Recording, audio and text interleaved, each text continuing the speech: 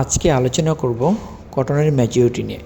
তো কটনের ম্যাচিউরিটিটা আমরা সাধারণত এইজ বাই রিপোর্টে পেয়ে থাকি। কটনের ম্যাচিউরিটি যদি আপনার বেশি হয় সেক্ষেত্রে আপনার কী হবে যে 80% অ্যাবাভ হলো, ধরুন 0.85, 0.84, 0.88, 0.89, সেক্ষেত্রে আপনার ওয়ার্কিং ভালো হবে, অর্থাৎ ইয়ার্ন সিএসপি ভালো হবে, হ্যাঁ, আইপিআই লেভেল ভালো হবে, ইয়ার্ন ব্রেকেজ কমে যাবে, ন্যাপস ক্রিয়েট হবে না। আর যদি আপনার ম্যাচিউরিটি কম হয় সেক্ষেত্রে ন্যাপস ক্রিয়েট হবে।